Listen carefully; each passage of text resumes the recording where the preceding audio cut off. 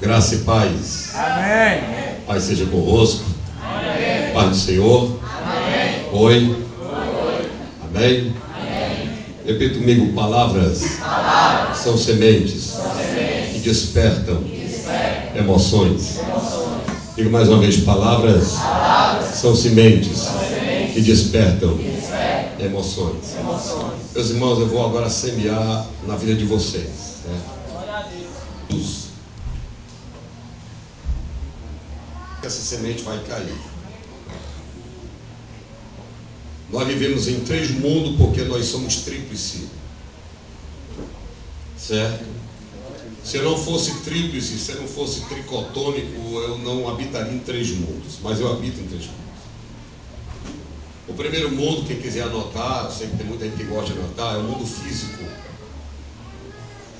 O que é que me prende ao mundo físico? O mundo físico, ele é preso, ele faz com que o homem, esse primeiro mundo, o mundo físico, atraia o homem sensual.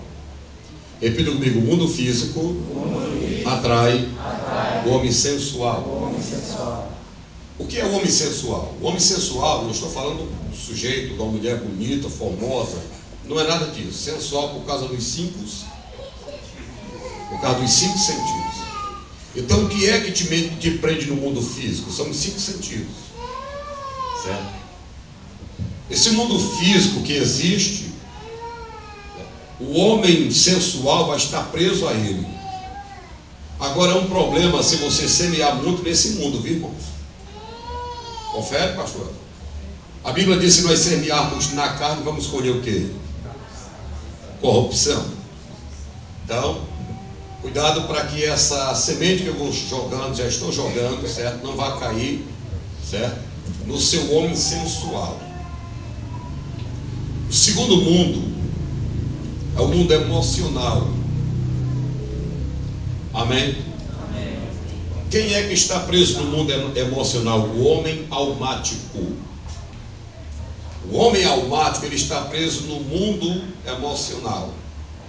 No mundo emocional nós temos duas coisas, que é a razão e a emoção. Mas dizem que a emoção, ela não é lógica, mas se você parar para analisar, a emoção, ela é muito mais inteligente do que a razão. A emoção é muito mais inteligente do que a razão. Uma palavra que um pregador semeia, de repente você pode acolher ela na sua alma. Almático é de alma. É uma pessoa que vive só no mundo da alma. São só as emoções que o instiga a fazer alguma coisa, o impulsiona a agir. E eu receber ministrações só na minha alma é um problema. Se eu viver só no mundo das emoções, se eu trabalhar só o meu homem, ou o homem almático, é um perigo. Ou você vai se tornar apático demais, ou você vai se tornar emocional demais. Mas existe o terceiro mundo que nós vivemos, que é o mundo espiritual. E qual é o homem que está preso no mundo espiritual? É o homem pneumáticos. A palavra pneuma do grego espírito. Então, o meu espírito vai estar preso ao mundo espiritual. E quanto mais eu investir no meu espírito, mais espiritual ficarei. Irmão, espiritual não é aquele que fala em línguas. Espiritual não é aquele que cai do poder. Espiritual não é nada disso, certo? O homem espiritual é aquele que recebe as sementes, e ele trabalha muito o lado espiritual. Tem muita gente que diz que ouve bastante a voz de Deus, amém?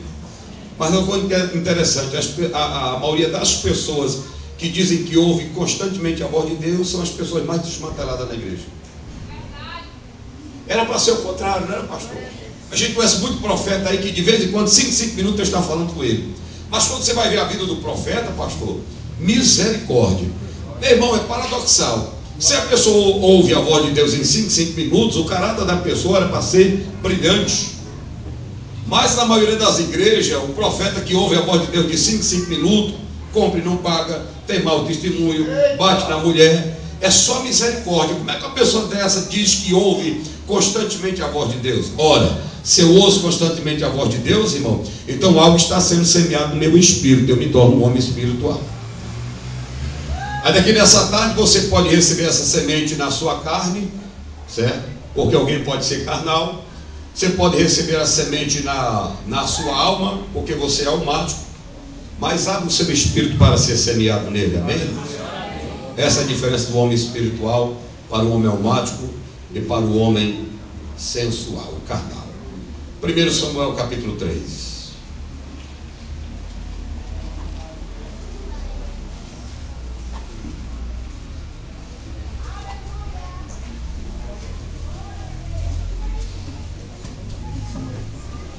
Primeiro livro do profeta Samuel, capítulo 3.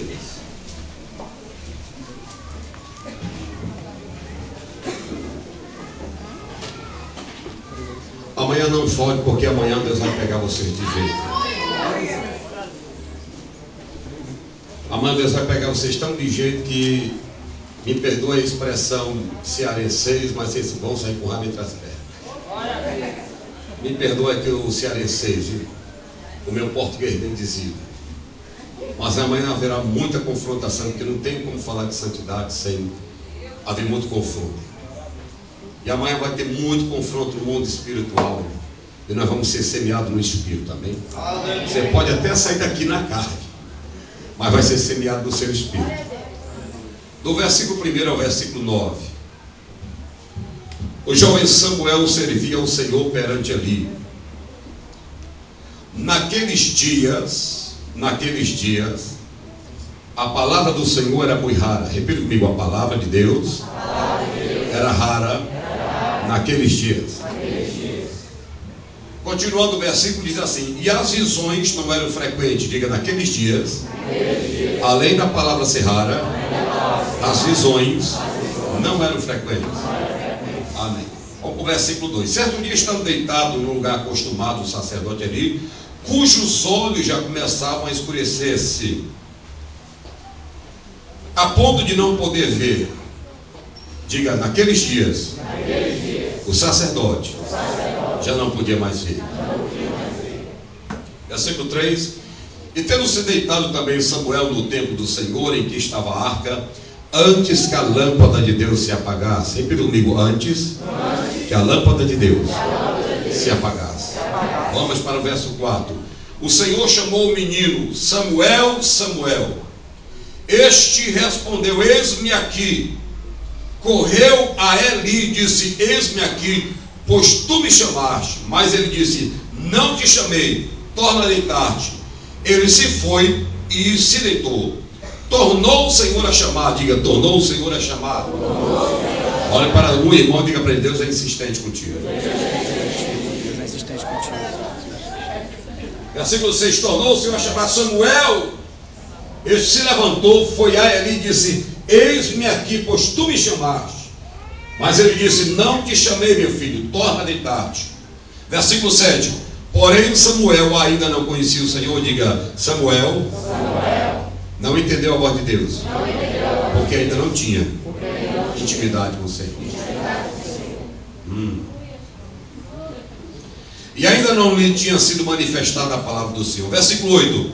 O Senhor, pois, tornou a chamar a Samuel terceira vez. Ele se levantou e foi ali e disse: eis-me aqui, pois tu me chamaste. Então entendeu Eli que era o sacerdote, que era o Senhor que chamava o jovem. Por isso ele disse a Samuel: vai deitar-te. Se alguém te chamar, dirás: fala, Senhor, porque o teu servo ouve. Repita comigo: fala, Senhor, porque o teu servo ouve. Pode sentar. Glória a Deus.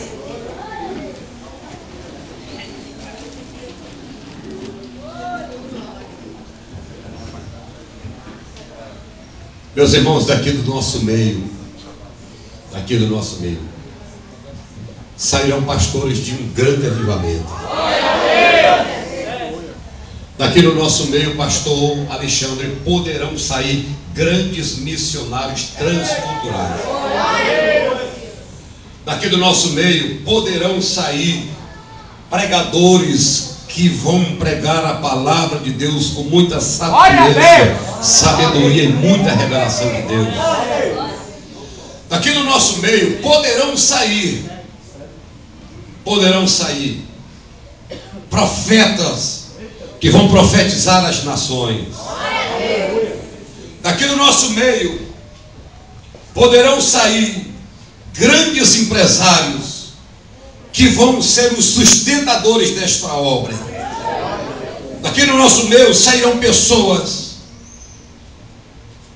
que irão impactar a sociedade, irmãos. E o reino dos céus vai crescer através da sua vida. Agora aqui também no nosso meio poderão sair ladrões. Daqui do nosso meio poderão sair traficantes. Daqui no nosso meio também poderão sair viciados, drogados. Daqui do nosso meio poderão sair pessoas que vão vender o corpo. Daqui do nosso meio poderão sair assassinos. Daqui do nosso meio poderão sair assaltantes. A ministra do louvor disse uma coisa interessante. Vai depender de você.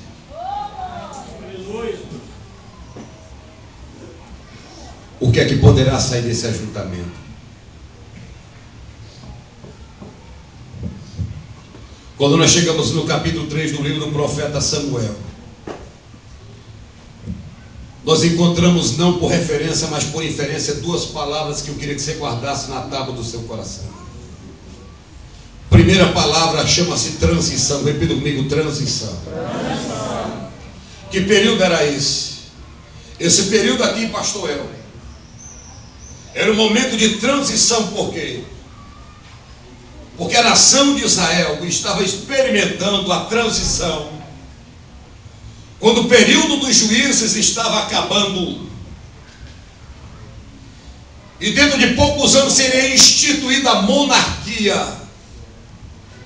A história de Israel era dividida em período da conquista com Josué, segundo período, período dos juízes, terceiro período, Reino Unido, quarto período, reino dividido, quinto período, exílio assírio e babilônico, e o último período, pós-exílio, quando retornam. A primeira leva em 538 com o decreto de Ciro, e em 445 com Artaxerxes Longímano I decreta que Neemias volte para reconstruir os muros de Jerusalém ou de Jerusalém. Mas quando nós chegamos no capítulo 3, marca-se uma transição. Está terminando um período da história de Israel, e está, pastores, para ser iniciado um novo período. Repita comigo, transição. Aqui no Brasil eu quero que você entenda que nós, Igreja do Senhor, nós estamos passando de um período de transição. Eu quero que você entenda que aqui no Brasil agora, nesse momento, na política, nós estamos passando por um período de transição. Eu quero que você entenda que pela perspectiva da globalização, o Brasil está passando por um período de transição. O Brasil não era respeitado lá fora. Está havendo uma certa transição no Brasil. E nós já passamos um país para trás. E na globalização nós subimos um degrau.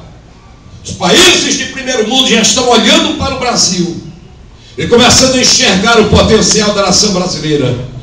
Nós estamos na vida política, nós estamos na vida social, passando por momentos de transição.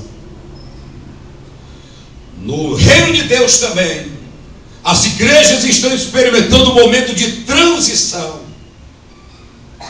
Eu acabo de chegar de um retiro. Estava pregando na Igreja Batista Nova Aliança, lá do pastor Daniel, pregando para 165 jovens. Terminei de pregar agora 12 horas e 30 minutos aproximadamente.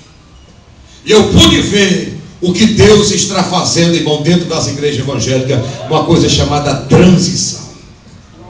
Algo novo está sendo gerado na mentalidade evangélica, irmão. Sementes da eternidade estão começando a invadir o nosso espírito, irmão. E nós estamos começando a ver o espírito de religião cair aqui no Brasil, irmão. E o reino de Deus está sendo instituído na terra. Aleluia.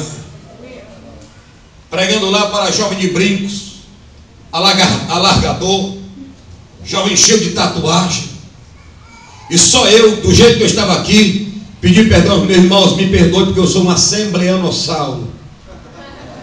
Por isso que eu estou a ser meio assembleanossauro, mas como vocês são batistodontes, vocês não vão também me crucificar. Meu irmão, Deus fez um mover tremendo, pastor. Pareceu que o nosso retiro do final de semana passado, Deus chacoalhou 165 jovens, meu irmão. Gente rolando no chão e o poder de Deus. Eu fiquei maravilhado. Eu disse: Senhor, tu estás passando a tua noiva, a noiva brasileira, por um momento de transição. Repita comigo: transição. Bata a mão no peito e diga: eu faço parte dessa transição da religião para o reino dos céus. Dê um forte aplauso ao Senhor.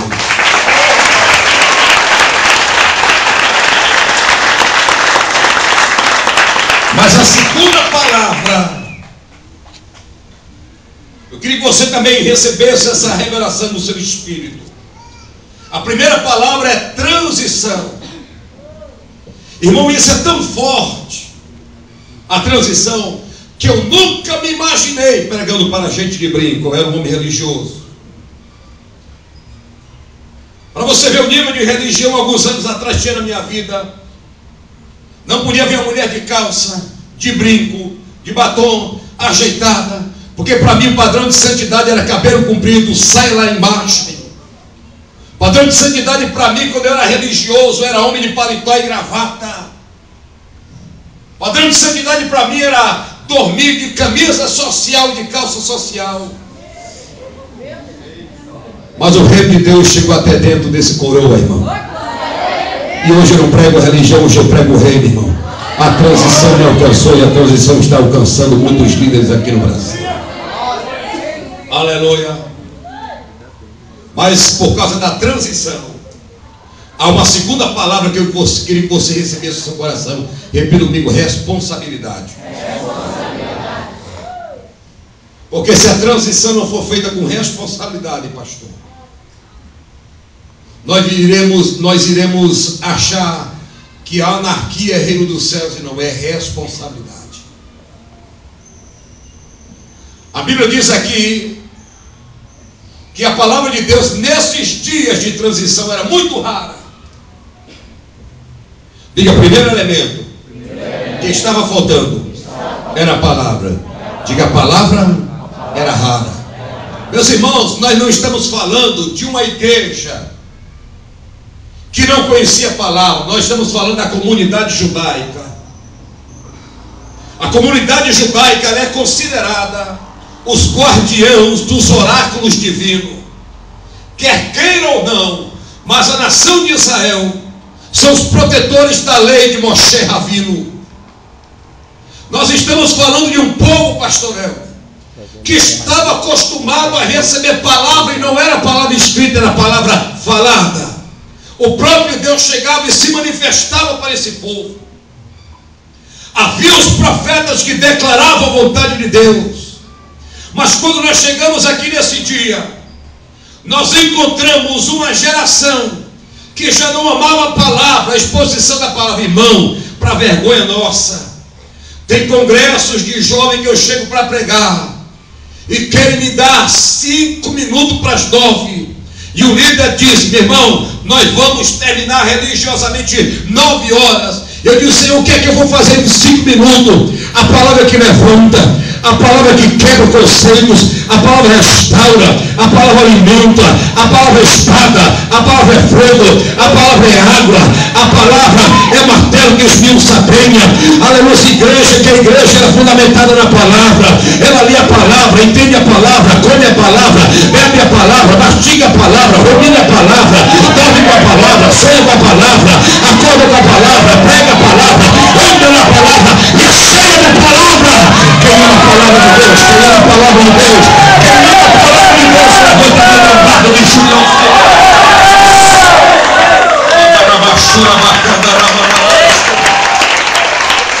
Aleluia! Agora pesava sobre os ombros de Samuel uma grande responsabilidade. Porque Samuel, em primeiro lugar, era o último dos juízes. Em segundo lugar, Samuel era sacerdote. E em terceiro lugar, Samuel era profeta.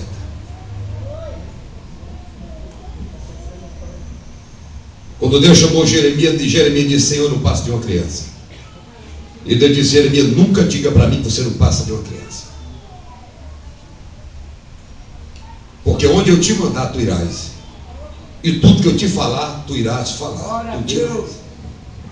Come do rolo. E quando a gente come do rolo, é doce na boca, mas é amargo no ventre. Dá azia. É por isso que Jeremias disse: Senhor, quando eu comi a tua palavra, foi doce na minha boca, mas foi amargo no meu estômago. E teve uma hora que eu disse: eu não vou mais pregar não. Mas quando eu disse que eu não ia mais pregar, ateou-se o fogo dentro de mim. A azia aumentou e eu tenho que vomitar a palavra de Deus às nações da terra. Olhe para mim. Pesa sobre os ombros dos senhores e das senhoritas uma grande responsabilidade. Porque a minha geração vai passar, a geração do pastor Alexandre vai passar. Estou caminhando para os 50, a minha geração, e eu peço a Deus: Senhor, me dá força para mim estar com 80, 90 anos de Deus pregando a tua palavra. Mas a minha geração vai passar. E quem é que vai assumir o barco, pastor? Quem é que vai assumir o comando?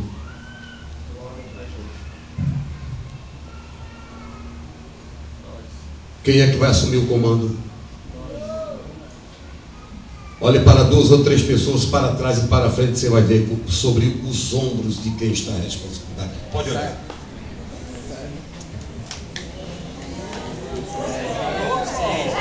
Glória a Deus! Aleluia! A minha geração do pastor não ficará para sempre. E deixa eu dizer uma coisa: todo o cajado que eu coloco diante do rebanho, aquilo que o rebanho vai produzir. Jacó descascou o cajado e colocou diante das ovelhas, e elas produziram animais malhados, porque o cajado era malhado. Meu cajado vai produzir. As ovelhas serão reflexos do meu cajado. Pesa sobre os ombros de vocês nesta tarde uma grande responsabilidade. E não adianta dizer: Senhor, eu sou novo demais, não sei pregar, não sei falar, não sei fazer isso. O menino de 12 anos de idade já era juiz, já era sacerdote, já era profeta, não estava reclamando da vida. Está sobre os seus ombros essa grande responsabilidade. Não falhe.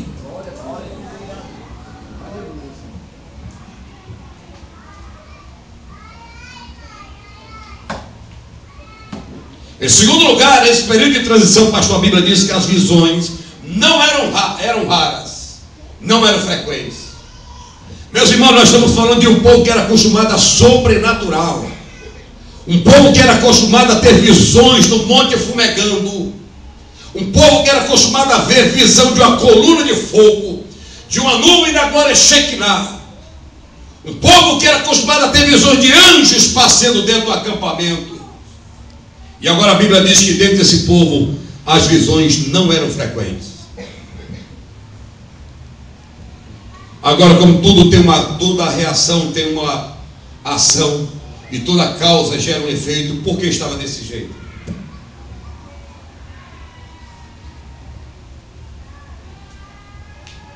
O que é que estava acontecendo com a nação, a comunidade judaica, que as visões não eram frequentes e a palavra era rara? Repita comigo: sacerdócio, cego, gordo. Que tipo de sacerdócio está sobre os seus ombros? Nós somos nação eleita, sacerdócio real, povo adquirido, nação santa. Eu quero que hoje, que o peso da responsabilidade lhe massacre aí na cadeira. Glória a Deus.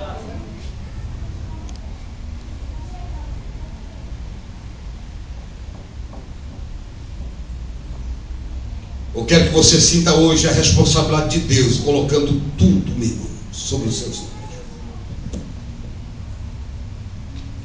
Eu quero que você hoje saia com raiva. Porque culto, para ser bom, você tem que sair daqui com raiva. Mas não é com raiva do ministério, nem com raiva do pastor. Você tem que sair com raiva de você mesmo, das suas limitações e da sua mediocridade. Você tem que sair daqui dizendo: Senhor, eu achava que eu era crente, mas eu descobri hoje que eu estou longe. Sai daqui com raiva de você, e essa raiva vai gerar mudanças na tua vida. Essa raiva vai ser uma força que vai lhe impulsionar a você melhorar, para você ser mais santo, irmão. Nós não estamos de brincadeira. Aqui no Brasil, irmãos, antigamente era comum você ver no jornal: padre pedófilo, padre alcoólatra, padre homossexual. Agora, por falta de responsabilidade, hoje você já vê pastor pedófilo, pastor homossexual, igreja de gay, igreja do acalanto, igreja contemporânea, igreja Casa de Belém.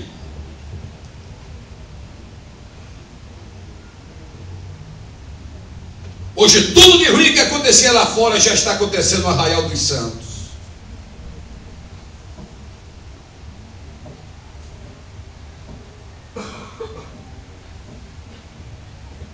Tudo isso, pastor, por causa do sacerdócio atual. O sacerdócio atual chamava-se Eli. E todas as vezes que o nome Eli é situado na Bíblia, sabe como é que ele estava? Você pode procurar depois. Estava sentado. Capítulo 2, quando a irmã estava orando pedindo filho, ele estava sentado. Capítulo 3, quando Deus está falando com Samuel, ele está deitado. Quando os seus filhos Hófni e Finéas vão para a batalha, ele vai para a porta da sentado, pega a cadeira de balança e fica sentado. A Bíblia diz que ele só vivia sentado porque era tão gordo. Hoje eu estava olhando a vida do pastor Daniel. Teve que sair 2 horas da manhã, vir para Fortaleza, depois voltar de novo para o acampamento. Eu estava pensando: puxa vida, essa nova geração que Deus está levantando, pastor, não tem mais sossego, não dá tempo para engordar, irmão. Porque essa nova geração que Deus está levantando, ou o pastor trabalha e trabalha muito, meu irmão. Aleluia, não tem tempo para engordar, meu irmão. Nesse vinho novo que Deus está derramando na nação brasileira, não tem tempo para sacerdote estar sentado na cadeira de balanço engordando, irmão. Aleluia, é a gente metendo dinheiro no bolso, investindo na obra de Deus. Não dá tempo de juntar, meu irmão, porque tudo que nós ganhamos nós investimos na obra de Deus. Não dá tempo, meu irmão, dessa nova geração de sacerdote engordar, porque tudo que Deus nos dá, nós colocamos novamente na obra de Deus, irmão. Mas existe aqui no Brasil uma geração de sacerdote gordo. Existe aqui no Brasil uma geração de pregadores gordos. Quantas vezes eu pedi alguma coisa para vir pregar na sua igreja, pastor? Mas agora se tornou profissionalização. Sacerdotes que perderam de vista o reino dos céus. Semana passada ligaram para mim: pastor, como é que a gente faz? Eu disse: meu irmão, você faz o seguinte, você compra passagem de avião. Qual é o bairro? Ah, você vai pegar lá no Sítio São João. Pois tá bom, meu irmão, vou dizer como é que funciona. Você compra passagem de avião, de ida e de volta, me coloca no melhor hotel do Sítio São João, aqui depois de São Cristóvão, e você manda me pegar de Hilux, tá bom? E se você quiser o pacote completo, batismo no Espírito Santo, avivamento, você coloca R$3.000 na minha conta. Que é isso, pastor? Eu disse: que é isso? Pergunto eu, meu irmão. Não, pastor, porque todo mundo, irmão, todo mundo é todo mundo. Como é que a gente faz, meu irmão? Que Deus colocar a semente no seu coração. Você semeia na minha vida, porque eu não estou vendendo a unção de Deus. A unção de Deus não está à venda, amém? E essa geração, irmão, vai ser uma geração que não vai cobrar nada para pregar. Essa geração vai ser uma geração que não vai cobrar nada para para cantar nas igrejas, irmão. Aleluia, você vai pela fé e Deus vai te abençoar. E deixa eu te dizer uma coisa, irmão. Não me falta nada. Deus tem me dado carro, Deus tem me dado casa, Deus tem me dado alimento, irmão. Tem gente que semeia na minha vida relógio, semeia na minha vida roupa. Meu irmão, não falta nada, meu irmão. Em primeiro lugar, o reino dos céus e a sua justiça e demais coisas, Deus vai acrescentar. Aleluia. E Deus está matando o sacerdócio que vive engordando por causa do reino dos céus, irmão. Glória a Deus. Nunca use a glória de Deus para se promover. Essa geração nova que Deus está levantando não usa o mover de Deus para se promover, irmão. Não usa o mover de Deus para gerar status na sua vida. Ele usa o mover de Deus para se quebrantar na presença de Deus, irmão. Entender que ele é vaso de barro. Já falei no sábado à noite, ore por mim, porque eu estou escrevendo um livro. E um dos tópicos dos livros é tietagem, o culto à personalidade. E o tema do livro é os males que assolam a igreja brasileira. E um dos males é tietagem. Tietando o cantor, tietando o pastor, tietando o pregador. Irmãos, vamos ter cuidado com o espetáculo. O espetáculo não muda ninguém. Fogo caiu do céu no Monte Carmelo, show pirotécnico. Meu irmão, pense no espetáculo grande do Monte Carmelo. Converteu o coração de Jezabel, converteu o coração de Acabe. Espetáculo não converte o coração de ninguém, irmão. O que converte o coração do povo é a ministração da palavra de Deus. Aleluia. E eu declaro que a palavra de Deus está voltando para o teu ministério, para o teu sacerdócio, meu irmão, para a tua vida devocional. A palavra de Deus, irmão, que é o sustentáculo, meu irmão, a palavra de Deus que atrai os sinais de Deus, voltará para a tua vida, para o teu ministério. Aleluia, porque você é boca de Deus, profeta de Deus. Uma geração que sente o peso da responsabilidade, uma geração que entende que nós estamos passando um momento difícil, mas que vai se colocar na brecha. Livro do profeta Ezequiel, capítulo 22, versículo 30. Deus disse: Ezequiel, eu estou procurando um homem, Ezequiel, que fique na brecha perante mim. E esta geração, mas a ninguém encontrei. Será que tem nesta tarde aqui uma geração, meu irmão, que vai ficar na brecha? Se essa geração tira permissão, salta da cadeira e dá o teu melhor. Aleluia,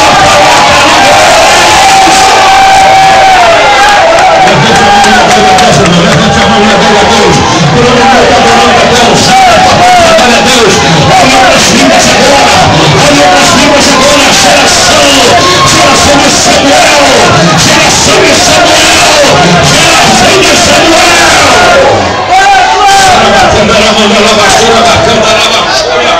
Aleluia, adora o eterno Deus. Aleluia, sente por um minuto. Ô irmão, como eu estou sentindo falta de um tecladista. Mas se tiver um tocador de viola aí, eu agradeço.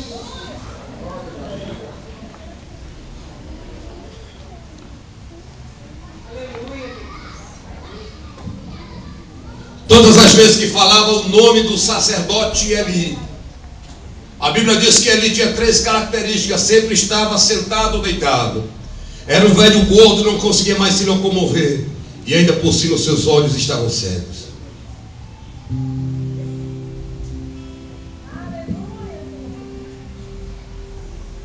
Mas a Bíblia diz aqui no versículo 2, no versículo 3, que antes que a lâmpada de Deus se apagasse, Deus chamou Samuel. Repita comigo: antes que a lâmpada de Deus se apagasse, Deus chamou Samuel. Porque Deus não chamou Hofni e Finéias, os filhos do sacerdote ali? Porque pela matemática da coisa, quem é que iria assumir o sacerdócio? Hofni e Finéias. Mas quem eram Hofni e Finéias? Hofni e Finéias, quem eram? A Bíblia diz que eram 2 profanos, 2 prostitutos. O pai não repreendia o pecado dos filhos. Os filhos iam para o tabernáculo. E a Bíblia diz que eles metiam a mão nas ofertas do Senhor, se deitavam com mulheres dentro do templo. Agora imagine a geração de Eli passando, E a geração de Hofni e Finéias, dando continuidade ao ministério do pai. A tendência seria piorar.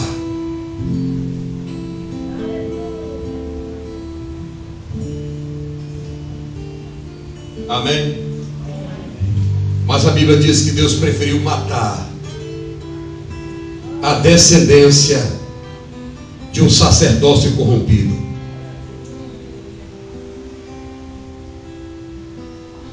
Porque tem uma lei espiritual que diz que eu só posso reproduzir aquilo que eu sou.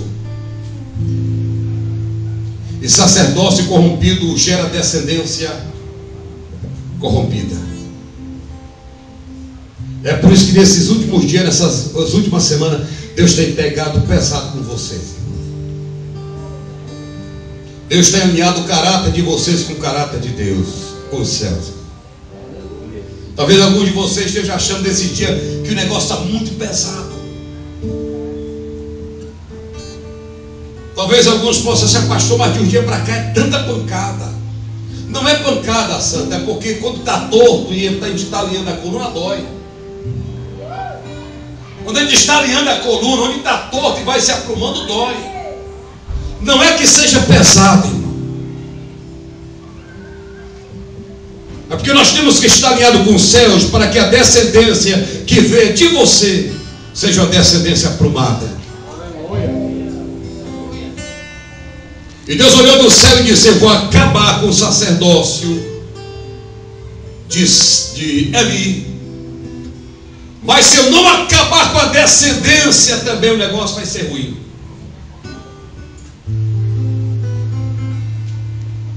E Deus vai, mata a descendência. E quando o profeta chega, um homem chega com a notícia de que a arca da aliança tinha sido levada. A Bíblia diz que o sacerdote ali, de tão gordo que estava, sentado na cadeira, virou e morreu, porque passou a vida toda sentado. Mas a Bíblia diz que Deus se manifestou para Samuel. Só que nós encontramos aqui um problema, pastor.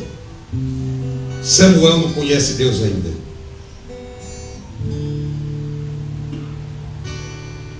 Talvez algum de vocês, pela sua pouca idade, ou pelo pouco tempo de fé, não conheçam Deus ainda na sua largura, profundidade e comprimento. Talvez algum de vocês conheçam Deus só no nível de água no dedão dos pés. Talvez algum de vocês conheçam Deus no máximo até o nível do joelho. Os de mais idade conhecem Deus já no nível dos lombos. Mas a geração que Deus vai usar conhece, tem que conhecer Deus no nível de águas profundas. Até os judeus, irmãos, eles creem que a Bíblia tem 4 níveis de interpretação, os judeus da Cabala ou da Cabalá. O primeiro nível, que para um judeu da Cabala, como o pastor Yosef Akiva, me parece que é um judeu cabalista, o primeiro nível de interpretação da Bíblia é o pechá, significa simples. É o sentido literal da coisa. Isso aqui o texto está dizendo isso. É o que nós chamamos no seminário de teologia de exegese histórico-gramatical. Isso aqui é o que o texto está dizendo. É isso daqui. Mas para um judeu tem um segundo nível de interpretação da escritura, que é o remes. Significa dica. Aquele versículo, além do texto literal, está indicando alguma coisa por trás. Tem algo ainda que você fica com a dúvida. E esse nível, pastor, o eunuco que voltava de Jerusalém, porque ele era oficial da rainha Candace, ele estava olhando e estava em dúvida entre o simples e o remes, que é a dica. Quando o evangelista Filipe chegou e disse: entendes tu que lês? Não posso dizer que ninguém que me entenda. Aí ele pergunta: esse texto aqui, Isaías está falando dele mesmo, tem algo, ou está se referindo a outra pessoa? Ele estava entendendo literal e estava entendendo a dica também. Mas existe o terceiro nível, que é o drash ou midrash, que significa busca. É o que no seminário de teologia nós chamamos de exegese. Já é a interpretação para que eu possa aplicar no dia de hoje. Mas existe um quarto nível para o judeu da Cabala, que é o sod ou segredo. Eles acham que tem algo místico ali, e eles somam os números, até um sinal tem algo que está escondido por trás. E eu não sou judeu cabalista, porque para começar, para ser judeu eu teria que provar pela minha genealogia. Eu poderia me tornar israelita, mas nunca poderia ser um judeu. Que para me tornar um israelita bastaria adquirir cidadania, mas para ser judeu nunca eu seria judeu. Eu poderia ser israelita, porém nunca judeu. Porque para ser judeu eu teria que provar pela minha árvore genealógica. Mas quando eu chego aqui no capítulo 13, eu entendo o Espírito Santo dizendo: antes que a lâmpada de Deus se apagasse. No literal, se referia ao menorá, um castiçal, com 7 lâmpadas, que ficava à esquerda de quem entrava no tabernáculo. Do lado direito, uma mesa com 12 pães, chamada mesa da proposição, caminhando em direção ao Santo dos Santos. Diante de uma grande porta ou de uma grande cortina, tinha mais um altar pequeno com um incensário, onde era colocado 3 elementos dentro do incensário: onixa, cálmano e estoraco. Colocavam brasa de fogo e queimava aquela erva e fazia um perfume odorífero. Mas quando a Bíblia diz antes que a lâmpada de Deus se apagasse, eu entendo uma coisa: as lâmpadas no culto levítico eram acesas à noite e apagadas durante o dia. Aqui eu vejo que naquela noite não foi uma noite normal. Essa noite aqui, pastor, aconteceu um mistério tremendo. Parece que nem conseguia dormir Samuel, e nem dormia o velho Eli. Naquele dia foi algo diferente, porque estava quase amanhecendo o dia, antes que a lâmpada de Deus se apagasse. Ou seja, estava quase amanhecendo o dia, e ninguém dormiu naquela noite.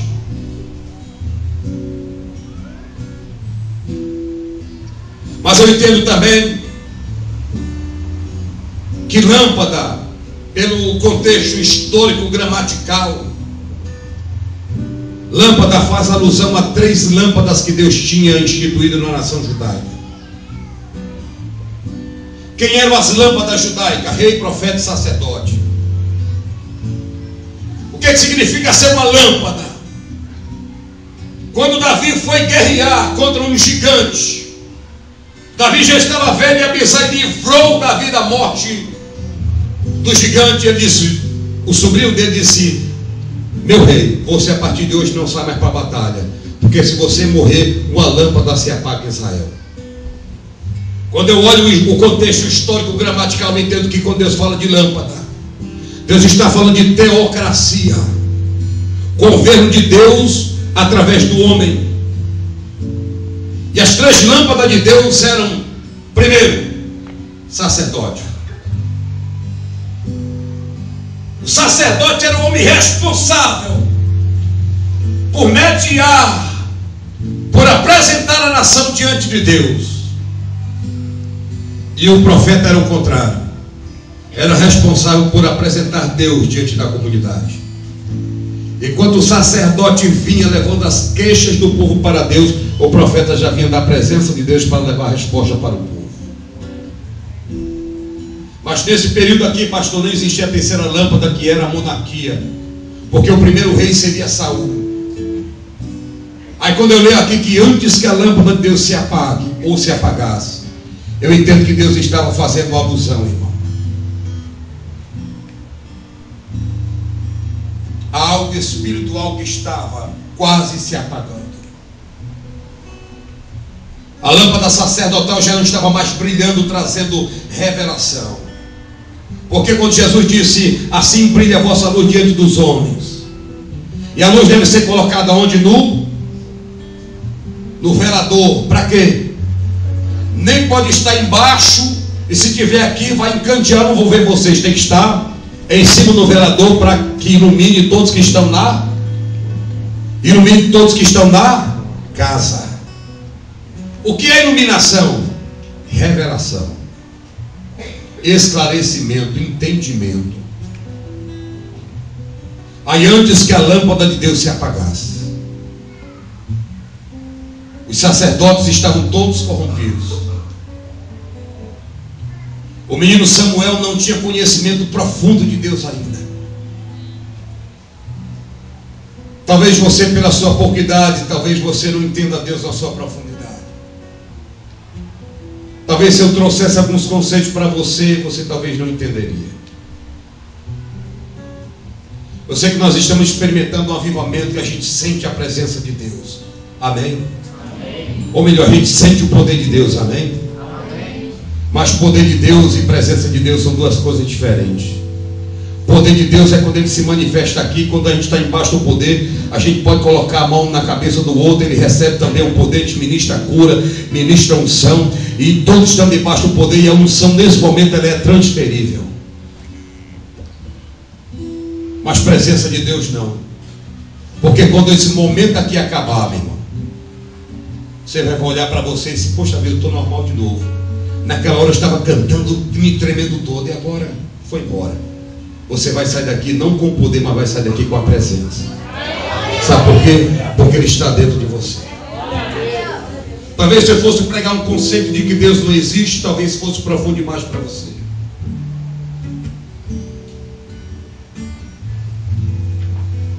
Talvez se eu fosse conceituar para você que o melhor não é a presença de Deus, é a ausência, talvez a sua mente não captasse a profundidade das coisas. Eu poderia perguntar para você o que é melhor, é presença ou é ausência? Com certeza muitos diriam, pastor, é a presença de Deus. E eu lhe dizer, a ausência de Deus é melhor do que a presença. Porque a presença de Deus faz com que eu me acostume com o que é santo. E quando eu me acostumo com aquilo que é santo, eu começo a morrer. Mas quando Deus se ausenta de mim, irmão, aí eu fico um bebê chorando. Corro para os pés do Senhor. Repita comigo, a ausência é melhor do que a presença. Diga, porque se eu me acostumar com a presença, eu viro um religioso.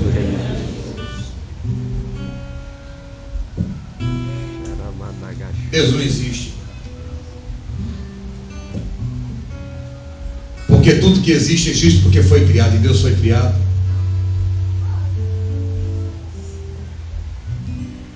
Deus não existe porque Ele não foi criado.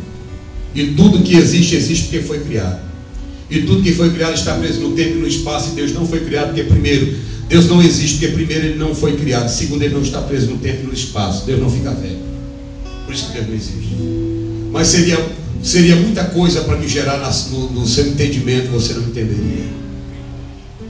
Mas por enquanto nós vamos aqui nos alegrando na presença de Deus. Pastor, Deus não existe, então o que Deus é? Você acabou de falar, Ele é. Ele não existe, Ele é. Pastor, lê um texto aqui que diz o quê? Isaías 43, 13. Antes que houvesse, aí assim eu sou.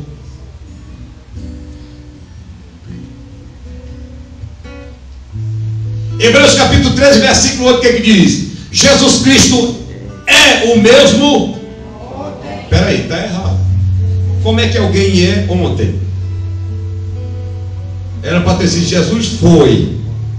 Mas está dizendo que Ele é no estado presente. Mas só que o de Jesus foi ontem. Jesus é o mesmo ontem. Mas que pode estar errado, cara.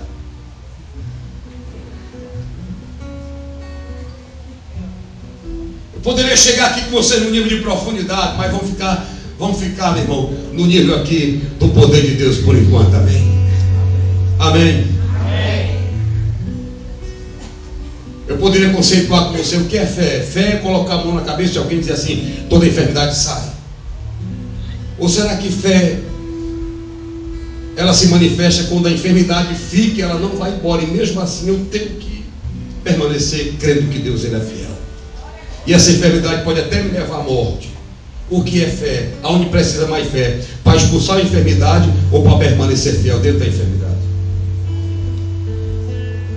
Eu poderia nesta noite aqui conceituar com vocês algo mais profundo. O que é pobreza? Pobreza é Você parar no semáforo e alguém estender a mão e lhe pedir 25 centavos, ou pobreza é você que chuta 25 centavos dentro da sua casa? Quem dos dois é pobre? Pobreza é alguém que come comida azeda, ou você que bota comida boa por lixo? Qual dos dois é pobre? Mas vamos deixar isso quieto. O culto hoje não é aula de filosofia. O culto hoje é o culto da transição, o culto da responsabilidade. Aleluia!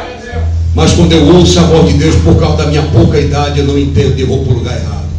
Samuel corria para o sacerdote Eli, e Eli também não estava entendendo nada, até que lá pela madrugada ele entendeu. Disse: meu filho, quando a voz ecoar, eu já sei o que está acontecendo. É Deus que vai estar te chamando para o particular. E quando a voz ecoar, você vai dizer: fala, Senhor, porque teu servo. Aí quando for de madrugada, no silêncio da madrugada, ouviu o São Roque que dizia assim: Samuel.